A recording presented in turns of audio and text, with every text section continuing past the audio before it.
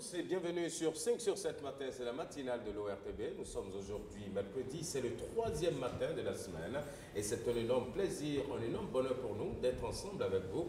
Retenez simplement qu'actuellement il pleut des cordes à Cotonou, alors prenez soin de vous, faites attention sur la chaussée.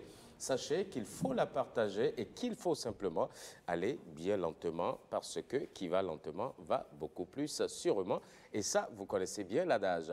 Allez, vous êtes les bienvenus. Nous sommes mercredi par ici. Awa Sherif, bonjour, bienvenue. Bonjour Serge Ayakar, mes téléspectateurs, bonjour et bienvenue. Nous sommes mercredi et c'est parti pour 2h45 de bonheur en notre compagnie sur l'ORTB. Et vous savez que nous sommes mercredi de l'économie par ici, Serge. Mercredi, bien sûr, nos signaux sont à l'économie et aujourd'hui, on vous propose une totale immersion dans le monde des startups, dans le monde des réseaux sociaux, si vous le préférez.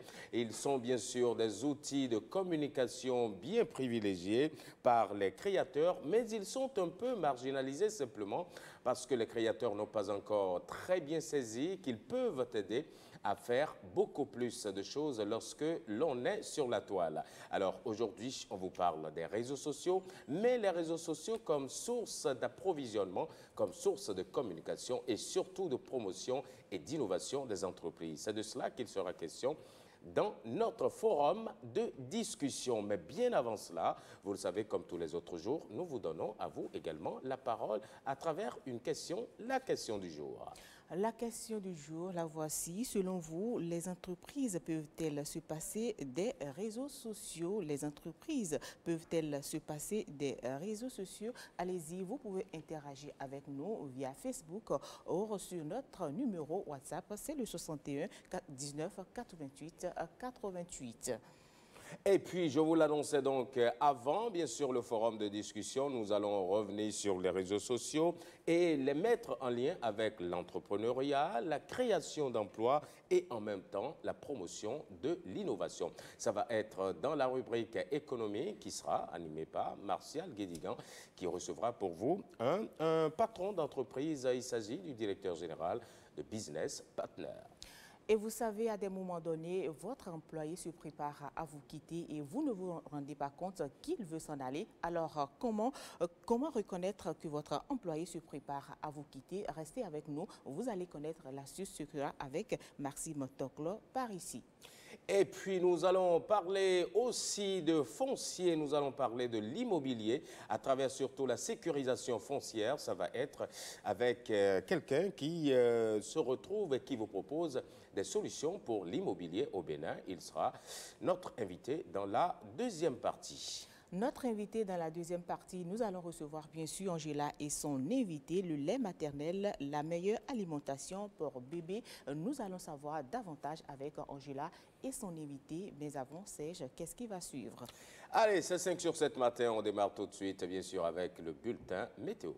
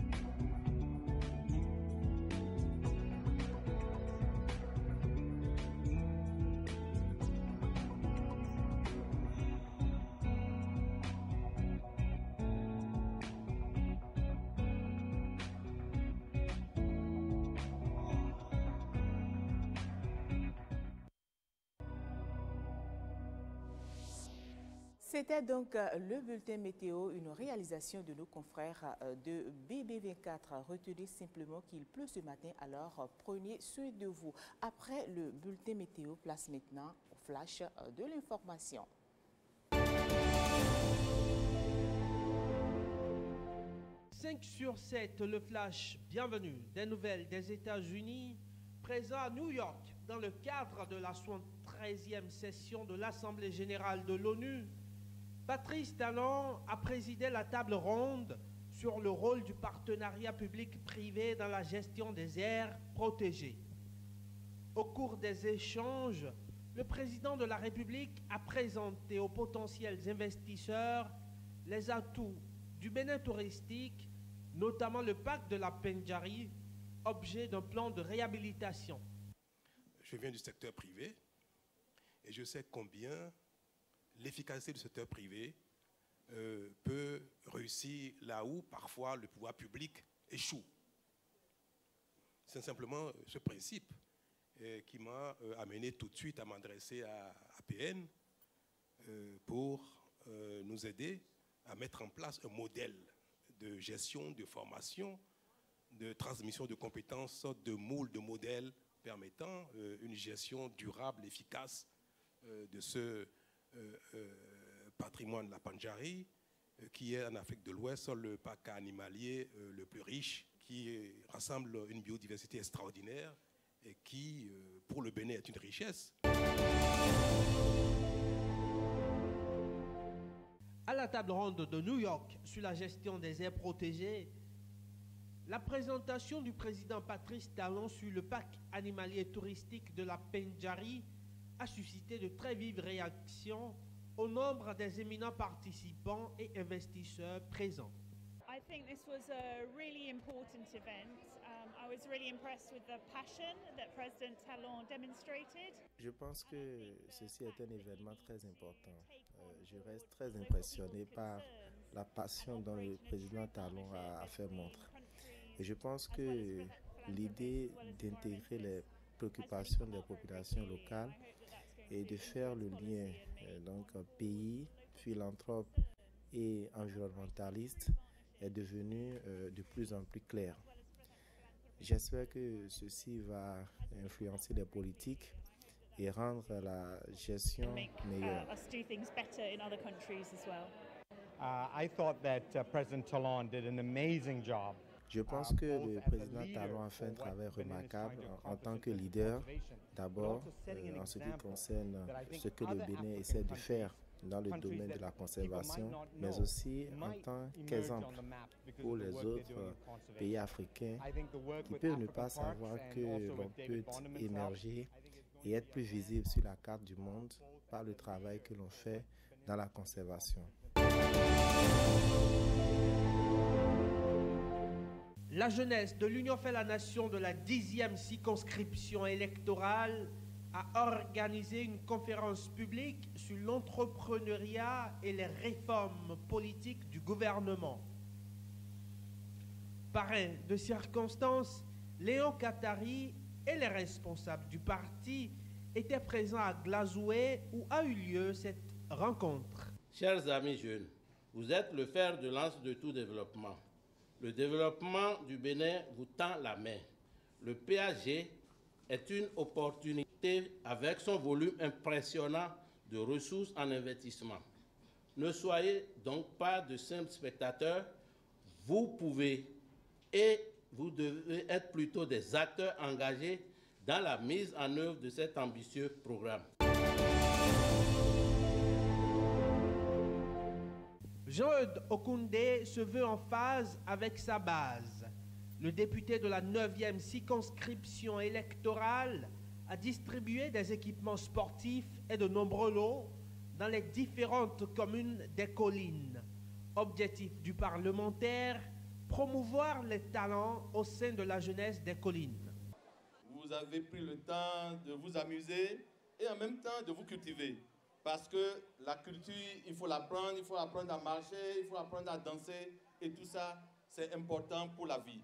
C'est pour ça que je voudrais vous féliciter tous ceux qui sont passés par ici ce soir, les artistes, les miss, pour dire que c'est du beau, c'est du beau, mais je sais qu'on peut encore mieux faire. C'était donc le flash d'information, une réalisation de notre confrère Kovi, n'est-ce pas, Serge? Bien sûr, Nicanor Kovi, c'était lui qui réalisait et présentait ce flash d'information.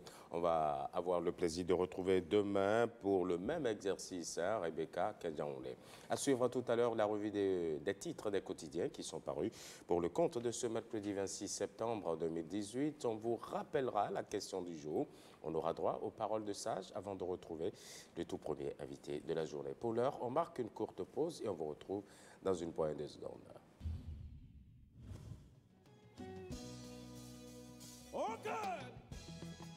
Chaque vendredi, les artistes adoucissent nos mœurs.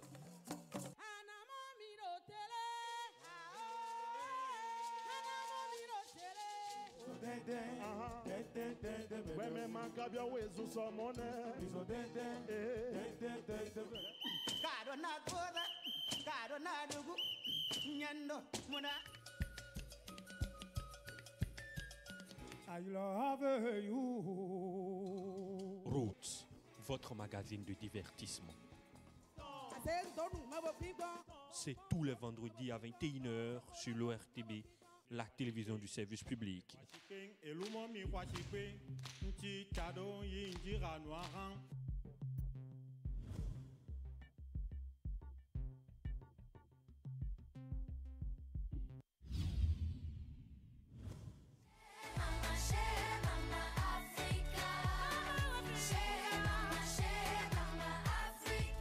Ils sont charmants, les enfants qui sont venus. Nous avons plein de choses à partager ensemble. Le corps humain comprend trois parties: la tête, le tronc et les quatre membres.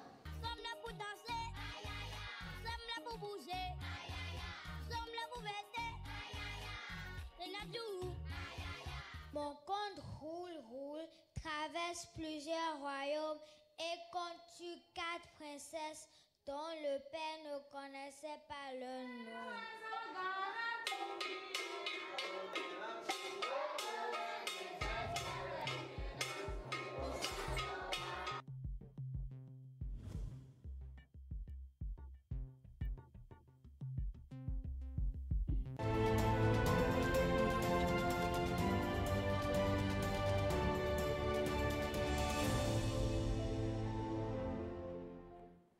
Avant la revue des titres, nous allons vous rappeler l'énoncé de la question du jour. Selon vous, les entreprises peuvent-elles se passer des réseaux sociaux? Selon vous, les entreprises peuvent-elles se passer des réseaux sociaux? Vous pouvez interagir avec nous via Facebook, Twitter et sur notre compte WhatsApp. C'est le 61 19 88 88.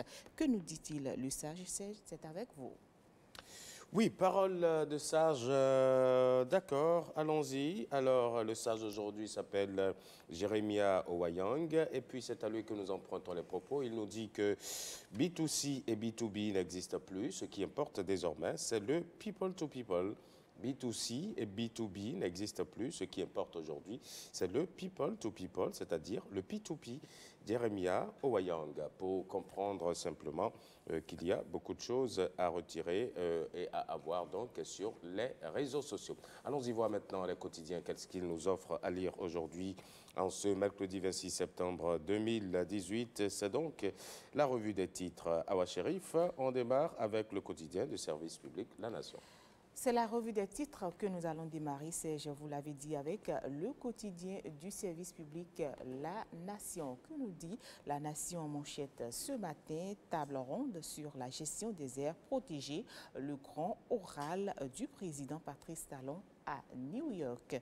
Un autre titre à retrouver, réforme du système partisan au Bénin, fin du règne des clubs électoraux, nous apprend le quotidien. Toujours à lire à la une du journal, commerce transfrontalier, les femmes outillées sur les formalités administratives. On passe maintenant au journal Nouvelle Expression qui nous apprend que le trafic routier en Cotonou-Niamey a repris.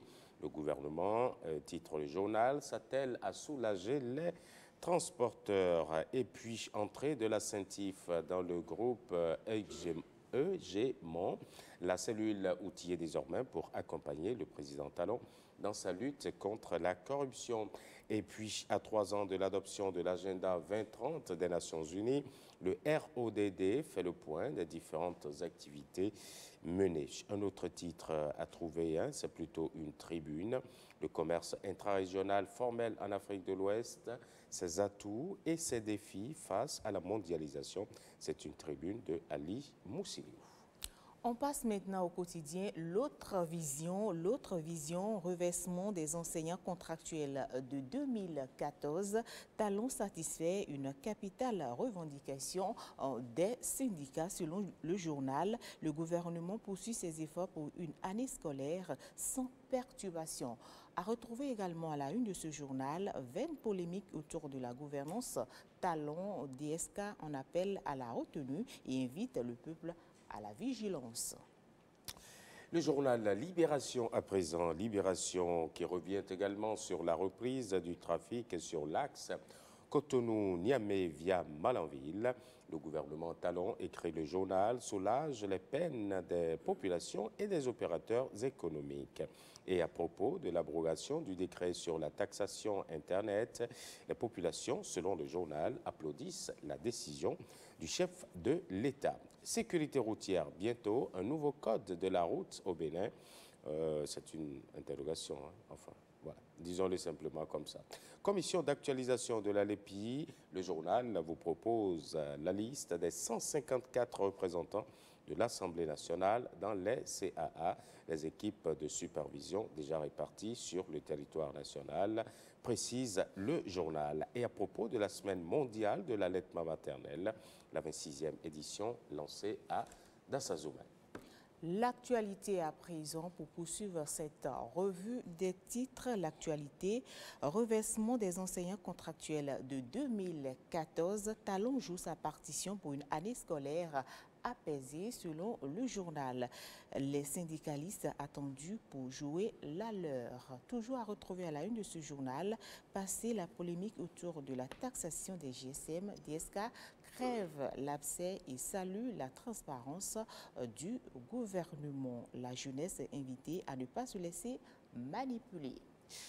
Et puis on retrouve maintenant le quotidien, le matinal qui parle aujourd'hui de l'ancien président Nicéphore Soglo, désormais opposant déclaré, écrit le journal. Soglo est en conflit avec ses idéaux. L'ancien président, selon le matinal, s'en prend à tort à Talon. Affaire 18 kilos de cocaïne pure à Javon comparé à la criette en octobre prochain. Et puis, à propos de la mouvance présidentielle, UND, PRD, DU, BER et UDBN fusionnent. Voilà les titres qu'on peut retrouver dans le matinal d'aujourd'hui. Oui, le matinal qui nous parle aujourd'hui du code de la route, bientôt une réalité au Bénin dans le cadre de la réglementation à retrouver dans ce numéro de le matinal. Le Télégramme pour finir cette revue des titres sèches. Après avoir rapporté le décret relatif au GSM, Talon félicité par les Béninois pour son humilité. C'est une information à retrouver à la une du journal Le Télégramme. Un dernier titre à présent, visite du maire de Cotonou en France, Isidore Gnolofon, déterminé à avoir une police municipale moderne. Et voilà, c'était donc la revue des titres. On se retrouve tout à l'heure autour de 7 heures pour la deuxième partie. On a l'occasion maintenant de vous rappeler la question du jour. Selon vous, les entreprises peuvent-elles se passer des réseaux sociaux? Selon vous, les entreprises peuvent-elles se passer des réseaux sociaux? Laissez-nous vos commentaires, ils nous intéressent. Rejoignez-nous sur Facebook, sur Twitter et sur WhatsApp en utilisant le 61 19 88 88, le 61 19 88 88. On retrouve maintenant le tout premier invité de la journée. C'est bien sûr Maxime Toclo, que vous connaissez très bien, de l'ANPME. Et avec lui, on reparle d'entreprise, on reparle d'entrepreneurs aujourd'hui. Comment reconnaître que votre employé se prépare prépare à vous quitter. Ça vous intéresse? J'en suis persuadé. On installe tout de suite Maxime Tokla.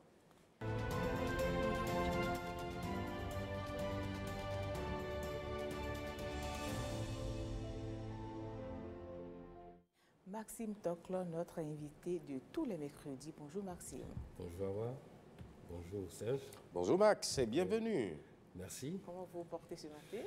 Très bien, en pleine forme. Et la pluie, comment vous l'avez bravée? Oui, pas beaucoup de difficultés, mais c'est seulement à Cotonou que je l'ai constaté, puisque je viens de Porto-Novo tous les matins. D'accord.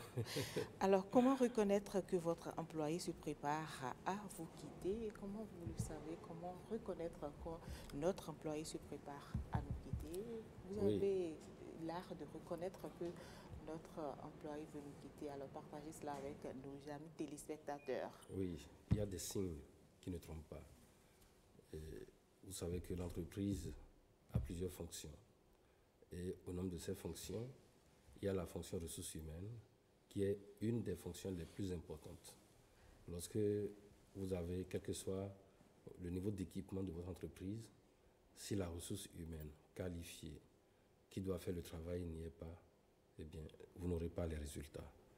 Donc, c'est dit que la fonction ressources humaines est une fonction à laquelle il faut accorder la plus grande considération. C'est très important. Et lorsque, dans la vie de l'entreprise, il arrive qu'un employé vous quitte, eh bien, cela peut faire couler l'entreprise dans certains cas. Cela peut avoir des impacts négatifs sur les performances de l'entreprise.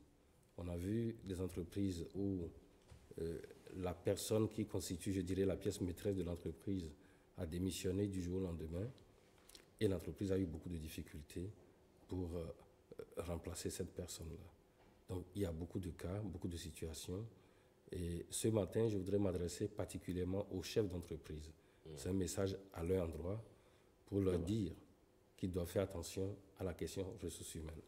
Mais il faut, avant d'aller dans le vif même du sujet, je tenais quand même à préciser que lorsque l'employé vient démissionner, c'est qu'il y a des problèmes au niveau de l'entreprise.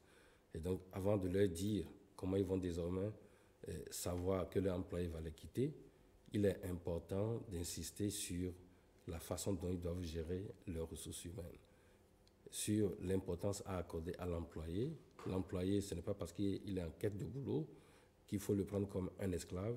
Non, c'est quelqu'un qui a toute sa dignité et il est important de le gérer, de savoir le gérer, de savoir comment le rémunérer, de savoir comment le manager en un mot pour qu'il puisse rester le plus longtemps possible. C'est vrai que vous parlez de dignité, mais on parle en termes d'entreprise quand même. Il ne faudra pas jouer peut-être à la facilité pour ne pas avoir des résultats.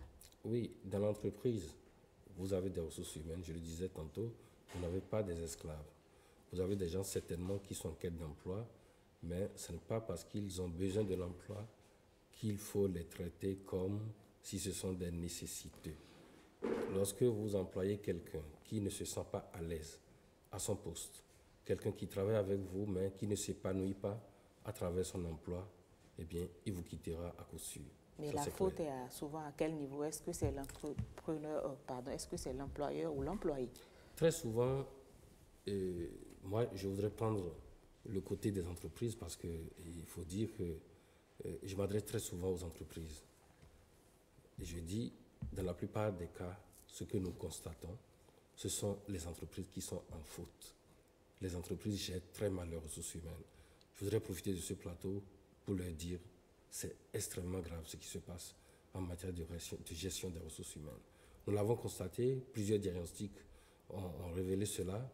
Plusieurs situations ont montré que la ressource humaine est souvent très mal gérée et certains font exprès.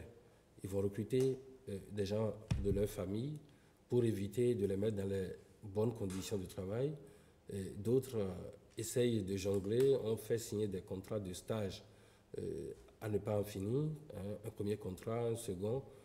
Il faut recruter la personne si vous estimez qu'elle est compétente pour faire le travail. Si vous estimez que vous avez besoin de cette personne-là. Si vous avez besoin de cette personne, il faut la recruter carrément. C'est mieux.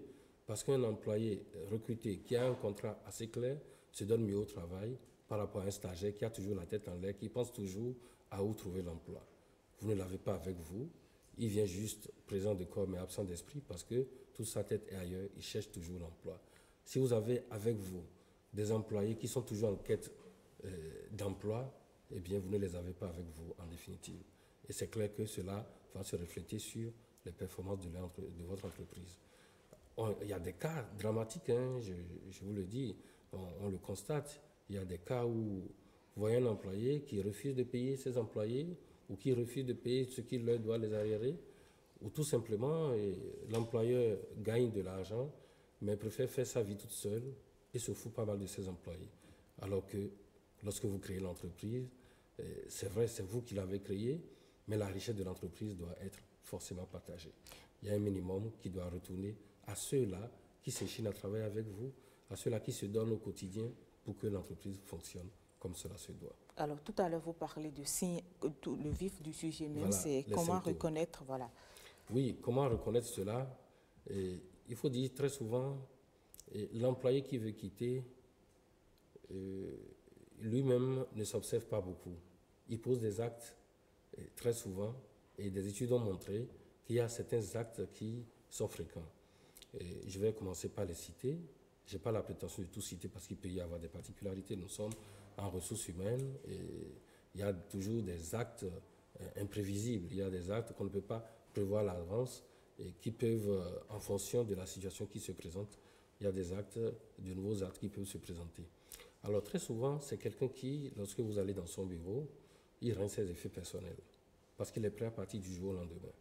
Et ces effets habituels, personnels qui étaient souvent là, eh bien, vous allez constater qu'il les a rangés, qu'il les a mis quelque part pour qu'il puisse partir sans perdre son temps à ranger ses propres effets. Donc, ça c'est un premier constat. Le second constat, c'est quelqu'un qui ne s'investit plus dans des tâches de longue durée. Parce qu'il se dit de toutes les façons, je pars bientôt, il vaut mieux que je travaille juste pour le quotidien.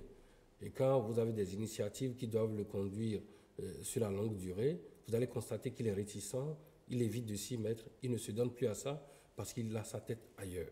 Il sait qu'il va partir bientôt. Vous avez un employé qui vient au boulot, mais qui de temps en temps s'absente parce qu'il doit aller faire des entretiens d'embauche, parce qu'il doit aller chercher ailleurs. Eh bien, les absences sont souvent constatées et quand c'est comme ça, ça veut dire qu'il y a quelque chose qui ne va pas. Il y a également d'autres symptômes, ce n'est pas fini. Vous allez voir qu'il limite les relations avec la hiérarchie. S'il avait l'habitude de voir son directeur tous les jours, eh bien, il commence par réduire le nombre de la fréquence des visites parce qu'il sait que bientôt il ne sera plus là. Et donc, il ne faudrait pas que le patron soit du jour au lendemain surpris. Eh bien, il commence par faire un peu attention à ses contacts avec son supérieur hiérarchique. Ce sont des signes qu'on constate généralement et ce sont des signes qui alertent normalement le chef d'entreprise s'il est un observateur. Et donc, le message de ce matin, c'est aussi pour leur dire, commencez par bien observer vos employés et vous allez constater des choses. Et vous allez désormais savoir qui se prépare à partir, qui est vraiment avec vous, et voilà, et pouvoir gérer la suite. Bon, et en dehors de tout cela, il faut dire aussi que certains changent leur habitude vestimentaire. Si vous avez un employé qui vient souvent en jean, parce qu'il doit aller faire des entretiens, parce qu'il veut changer, il veut aller vers un autre boulot, vous le verrez en veste, en costume, cravate, il faut savoir qu'il se prépare pour aller à un entretien. Il faut savoir que s'il change de mode vestimentaire, c'est certainement pour commencer par répondre aux exigences d'un autre boulot qu'il aura très bientôt. Donc voilà, généralement des signes. Il peut bien se changer dans les toilettes ou dans les loges avant d'aller à son entretien d'embauche. Oui, c'est possible aussi. C'est possible aussi. Et je disais, nous ne sommes pas dans les sciences exactes, hein, c'est la ressource humaine, donc il faut faire attention.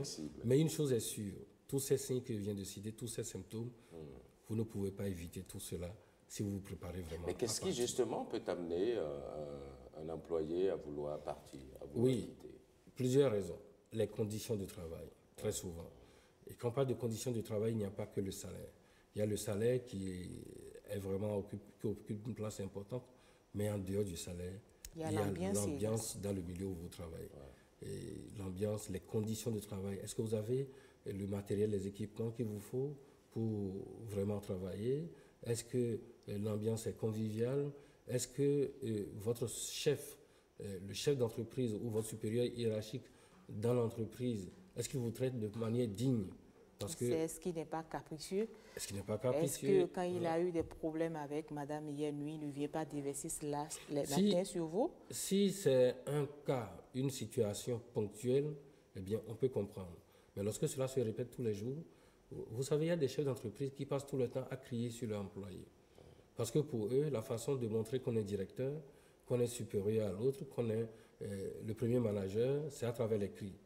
Bon, ça, c'est leur comportement. Lorsque vous êtes face à un employé comme ça, à un employeur qui est comme cela, et que l'employé, lui, n'aime pas les cris, vous voyez, ça peut rendre l'atmosphère vraiment désagréable et ça peut l'amener un jour à quitter. Mais très souvent, lorsque l'employé est en quête d'emploi, il supporte beaucoup de choses, il accepte de supporter beaucoup de choses, et c'est souvent les conditions pécuniaires, c'est-à-dire la rémunération, qui les amène à partir. Certains chefs d'entreprise pensent que, je dirais, la prospérité ne doit pas être partagée, c'est-à-dire on gagne... Ça, c'est le plus souvent, ça arrive le plus souvent d'ailleurs. On gagne beaucoup de ressources, mais... On garde tout seul. On préfère tout garder. Ouais. Et oublier ceux qui travaillent, ceux qui génèrent ces ressources-là. C'est eux qui roulent carrosse, et puis vous les avez vus quand même au départ, ils étaient à moto comme vous qui êtes employés, mais quelque temps après, ils roulent carrosse et vous continuez d'aller à moto, vous venez sous la pluie, et ça ne les gêne aucunement. Et alors qu'au moment où ils étaient en train de rouler à moto, ils vous donnaient le courage, non, on va rester, on va travailler ensemble quand ce sera bien, et du coup, quand c'est bon, ils changent d'avis. Ils changent. Moi, j'ai vécu particulièrement un cas où mon patron, elle a acheté une voiture BMW, alors qu'il me devait des mois de salaire. Alors, j'ai travaillé avec lui, il a eu de l'argent, des millions, et puis du jour au lendemain, au lieu de régler ce qu'il me doit, je l'ai vu venir avec une nouvelle voiture, BMW, je dis, mais c'est quoi, ça signifie quoi ça? Je suis parti de l'entreprise. Donc, c'est normal. Peut-être aussi qu'il s'apprêtait à vous payer, vous n'en savez rien. Il aurait dû le faire avant. La preuve, c'est que pour récupérer le reste, ça n'a pas été facile. Il y en a qui ne le payent pas et puis ils sont sans scrupules en réalité. Oui, on a vu des cas où le chef d'entreprise avait des retards de salaire, mais lorsqu'il a eu l'argent, il a dit, bon, c'est considéré comme... qui n'a plus à payer les arriérés, et il continue de payer les salaires par la suite. Bon, il laisse tomber les arriérés. Je dis, mais comment...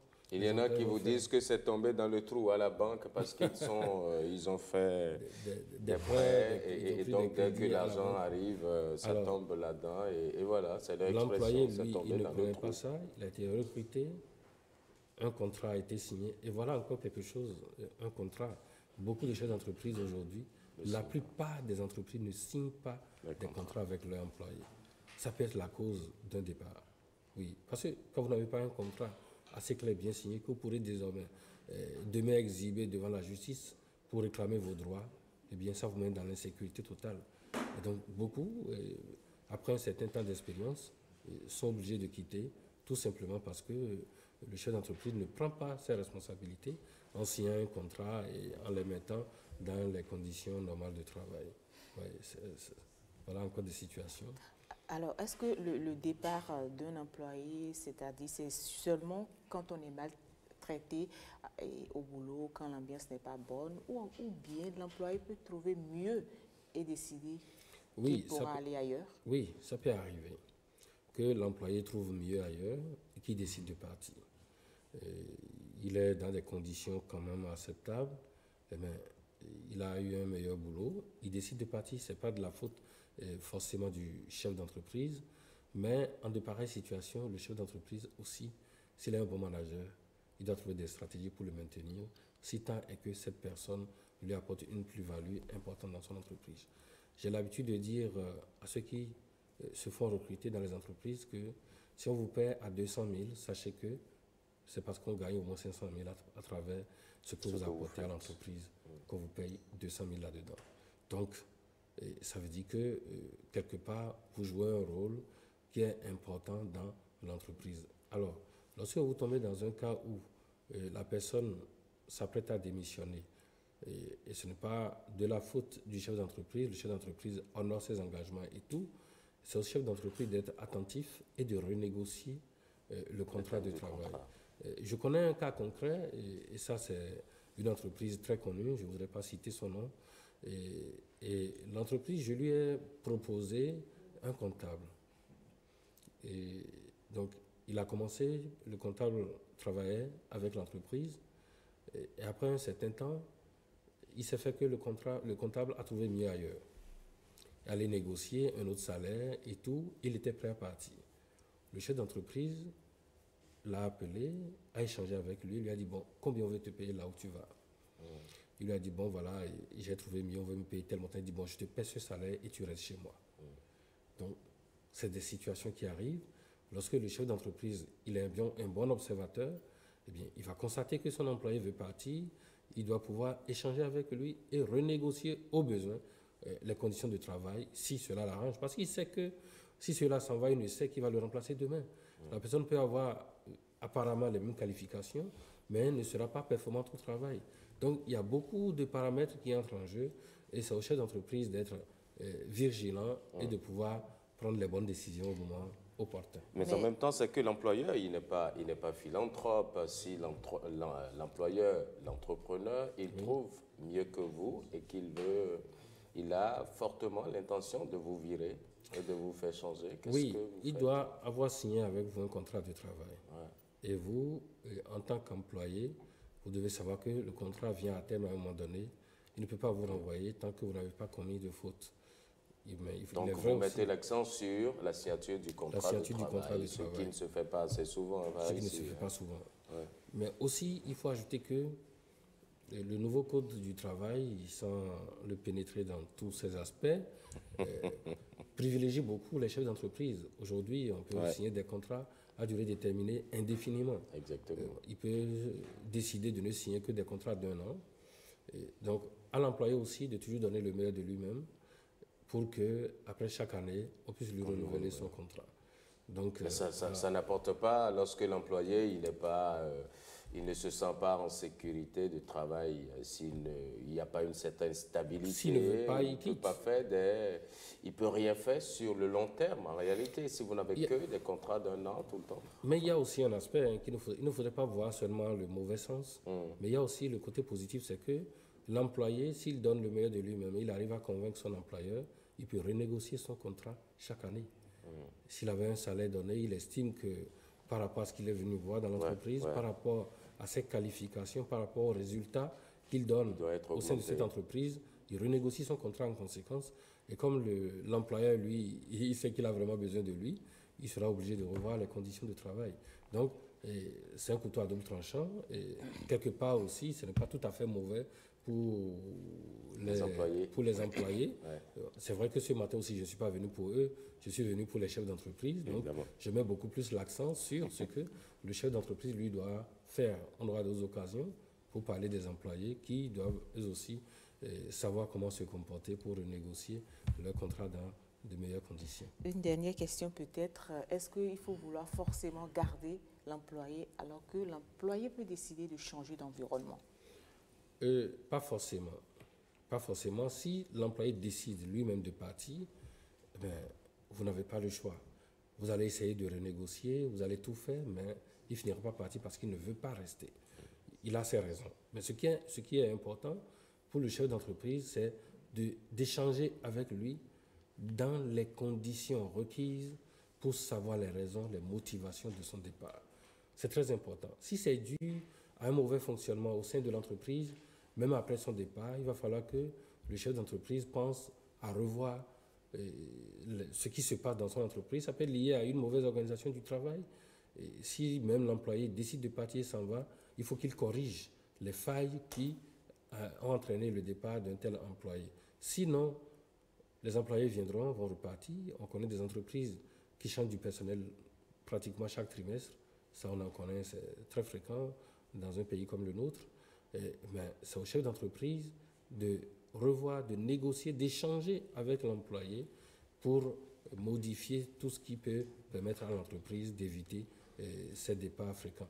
Mais je voudrais donner un exemple, qui est un exemple réel, dans une entreprise toujours au Bénin ici, où l'employé qui était très bon voulait partir. Alors, le chef d'entreprise, ne voulant pas le laisser, a négocié, a échangé avec lui longuement, mais lui partait pour des raisons de principe. Il était impossible pour l'entreprise de changer d'activité. Il partait parce qu'il a constaté que les activités de l'entreprise ne l'intéressent plus, il ne voudrait plus travailler dans ce genre de secteur. Voilà. Donc, vous comprenez que l'entreprise ne peut que fermer si elle doit répondre à sa demande. Donc, il fallait qu'il parte. Alors, le chef d'entreprise lui a dit, écoute, tu as été très bon, tu as été exemplaire, tu as permis à l'entreprise de réaliser de grandes performances. Si tu tiens vraiment à partir, aide-moi alors à trouver quelqu'un qui est aussi bon que toi. Et il est revenu donc à cet employé d'aller chercher la nouvelle personne qui l'a remplacé. Cet employé est parti, a créé sa propre entreprise, prospère bien, et celui qui l'a remplacé est venu prendre le poste. Ça a permis à l'entreprise de toujours continuer à fonctionner. Donc, tout est question de communication, de négociation avec l'employé qui s'en va. L'employé qui s'en va n'est pas votre ennemi. Et il faut toujours lui donner de la considération. Il peut demain devenir votre partenaire. On connaît des cas où l'employé s'en va, on s'entend, il crée l'entreprise et le chef d'entreprise achète des actions dans sa nouvelle entreprise qu'il crée. Ils deviennent des partenaires, ils continuent par collaborer ensemble. Et alors que l'employé n'est plus avec lui, il est ailleurs, ils deviennent des partenaires, ils font le business ensemble.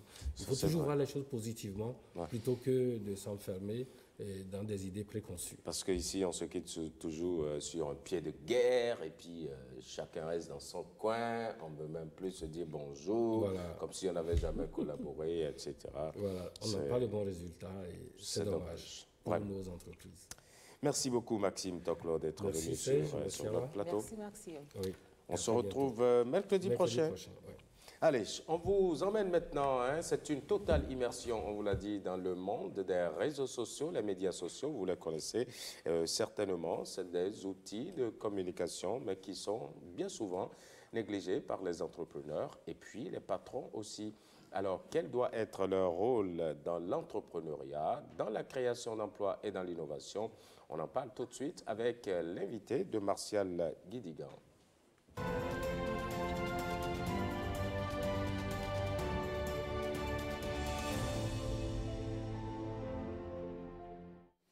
Martial Guidigan et son invité sont déjà installés. Martial, bonjour. Awa Sherif, bonjour. Bonjour Martial. Bonjour Awa Sherif. Bonjour Martial. C'est Jayaka, bonjour. Bonjour Martial, allez, on va y aller. Bonjour. Oui, vous le savez, vous l'avez annoncé, en 2021, 38% de la population mondiale sera connectée aux réseaux sociaux, soit le tiers du globe. Mais au Bénin, selon les données de l'autorité de régulation des communications électroniques de la Poste, c'est-à-dire l'ARCEP, au deuxième trimestre 2018, le taux de pénétration de l'Internet est de 44,32% et plus de 2 864 citoyens des citoyens est connecté au réseau MTN. Mettez vos lunettes, vous verrez bien. Non. Ah bon, d'accord. Parce que je suis en train de faire d'efforts. C'est pas ici que vous allez. Et donc, avec ces réseaux sociaux, nous avons constaté que les Béninois se sont connectés beaucoup, soit sur MTN, soit sur Move. Mais quel est l'usage qu'on en fait? Quel est l'usage qu'on fait de ces réseaux sociaux? C'est avec, disons, M. Zain Majidi que nous allons décrypter cette problématique à travers réseaux sociaux, opportunités d'emploi, d'innovation et d'entrepreneuriat. Monsieur Zain, bonjour. Bonjour, Monsieur Guidiga. Mais on parle de réseaux sociaux très souvent, mais on ne connaît pas, on ne maîtrise pas très souvent aussi la définition. Qu'est-ce qu'on peut entendre par réseaux sociaux? Bon, je pense que pour être simple, c'est vrai que le mot est courant, mais je peux dire que c'est un ensemble de moyens technologiques en ligne qui permettent à des utilisateurs de communiquer aisément pour partager des informations et des ressources. Donc, il y en a un certain nombre. Les plus utilisés, vous les connaissez certainement, puisque vous utilisez WhatsApp, par exemple. Il y en a plusieurs, Facebook, LinkedIn, ça dépend. C'est le plus connu au WhatsApp, mais qu'est-ce qu'on peut citer encore comme exemple? Le plus connu au Bénin? Bon, le plus connu au Bénin, vous avez dû remarquer, peut-être que vous-même vous l'avez fait, vous avez migré sur Telegram, vous avez... Ah oui. Voilà. En tout cas, on a constaté ces derniers temps Vous savez, c'est ça qui fait l'actualité. D'ailleurs, je pense que c'est pour cette raison qu'on devrait commencer à en parler, pour voir l'importance que ces outils occupent aujourd'hui dans la vie des citoyens, mais surtout des jeunes. Qu'est-ce qu'on en fait? Nous devrions être tous surpris que dans un pays comme le nôtre, on continue de collecter beaucoup d'informations, vous voyez, à l'INSAE, peut-être qui n'intéressent plus les gens. Si on avait suffisamment d'informations sur l'importance qu'occupaient ces outils dans la vie des citoyens, on aurait peut-être anticipé ce qui est arrivé il y a quelques jours. Et donc, quel est le temps que la population en général consacre à cet outil? Quel budget ils consacrent à cela? Quelles utilisations ils en font? Et ça permet une meilleure connaissance de cela, la part du revenu consacré à cela, la part du temps consacré à l'outil, les différents usages qu'on en fait. Ça permet de mieux cibler des mesures de politique publique pour soit, je prends l'exemple du courant, vous ne payez pas la même facture quand vous êtes ménage ou quand vous êtes entreprise.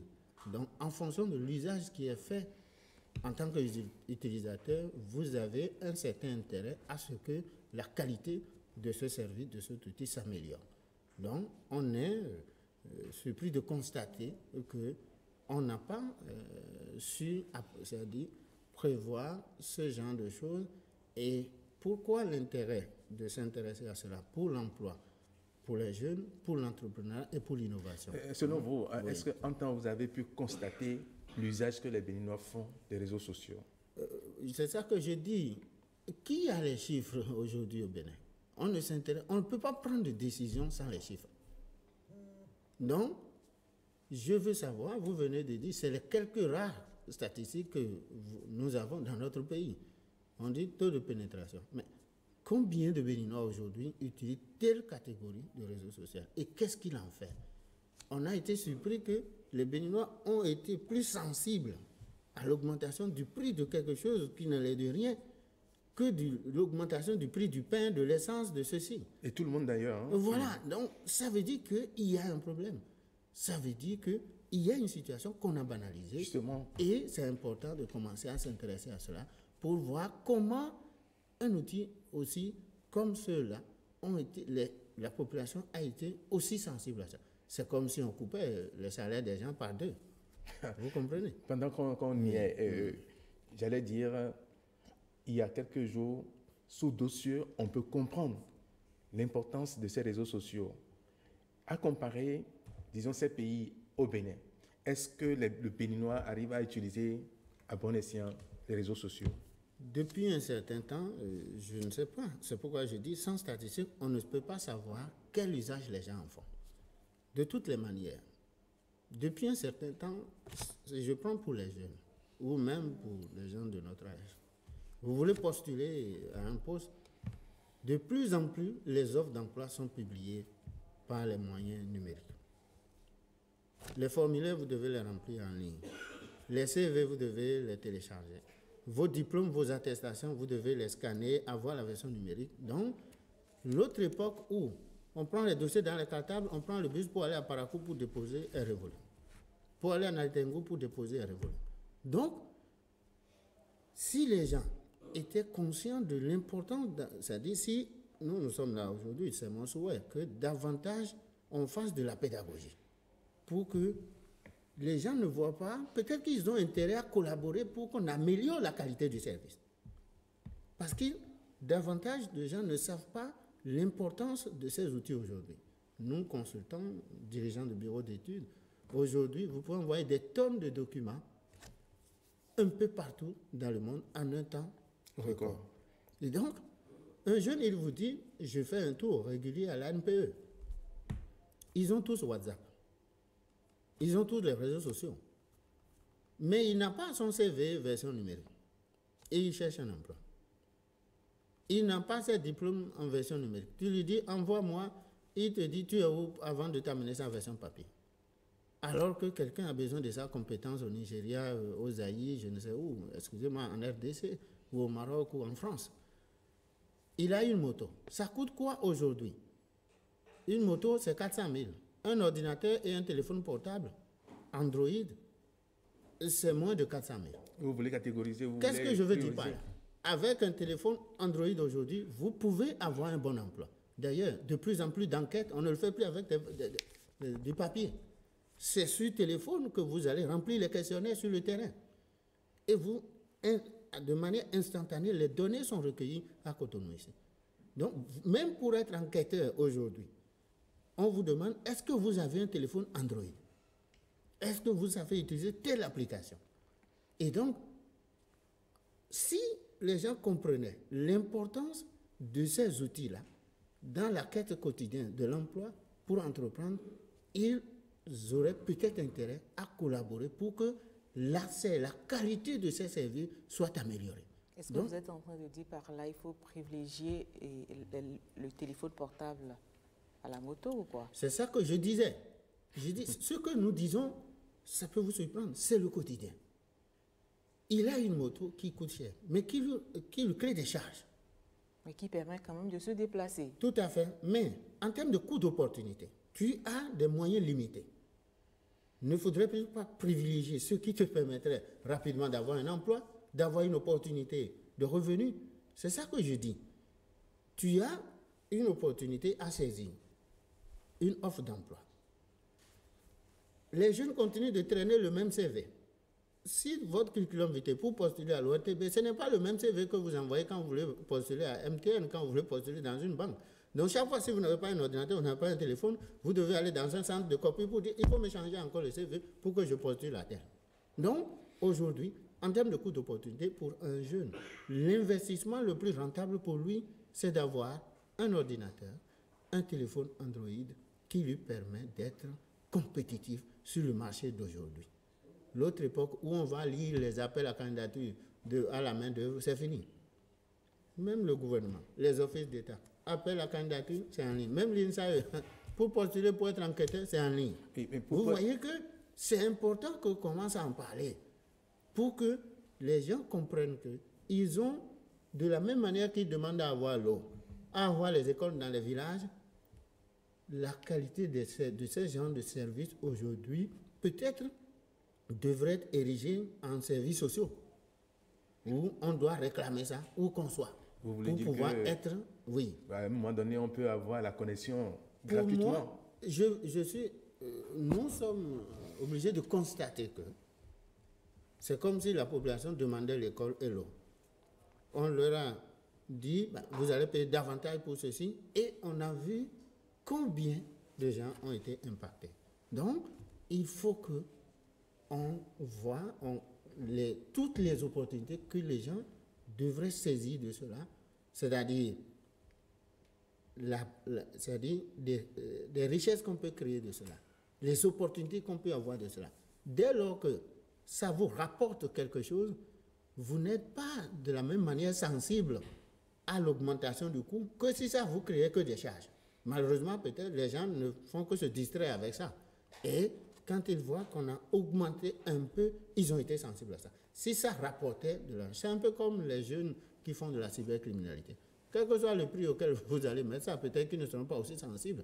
Puisque grâce à ça, ils ont de l'argent. Faisons un peu plus précis. Voilà. Nous allons dans le domaine du commerce, par exemple, du tourisme, oui, ou bien encore de l'entreprise.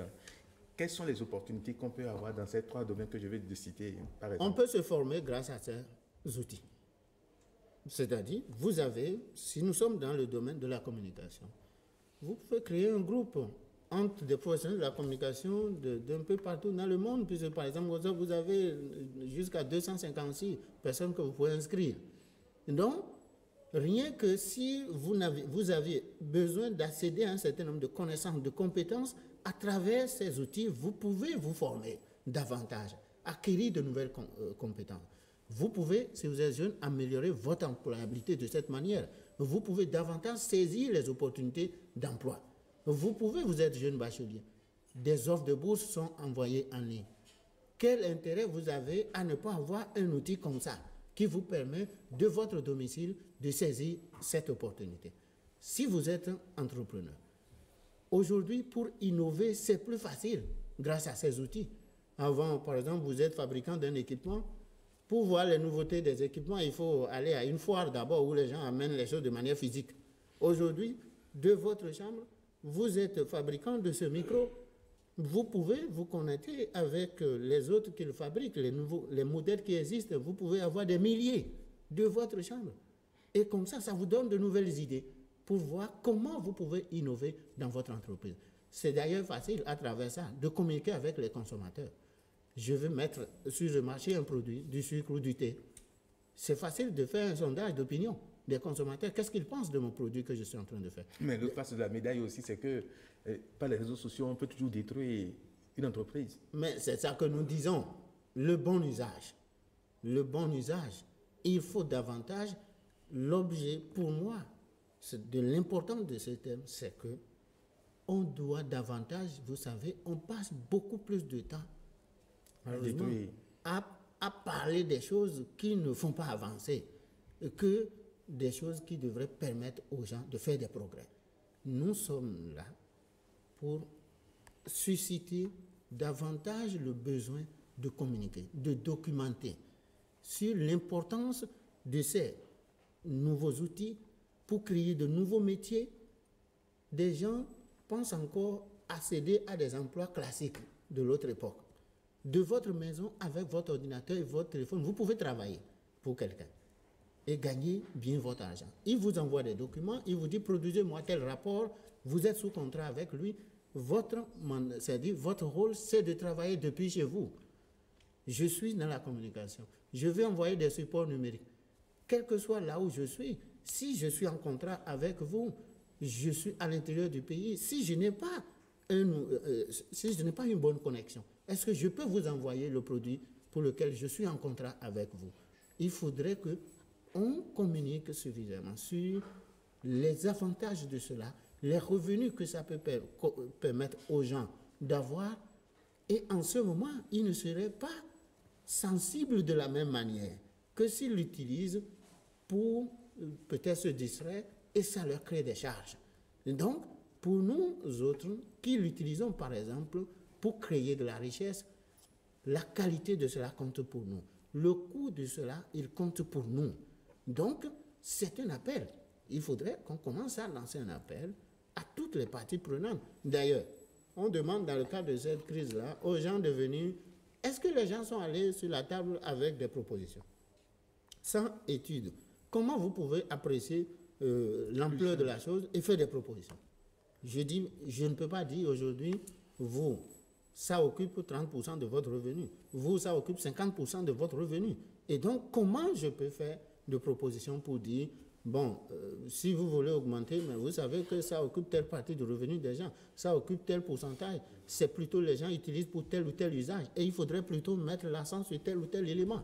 Et donc, en ce moment, on peut prendre des décisions, des politiques publiques qui permettent qui sont plus pertinentes et qui permettent à la fois de satisfaire, si c'est des entreprises qui produisent le service. Les gens continuent de penser que c'est l'État qui le produit.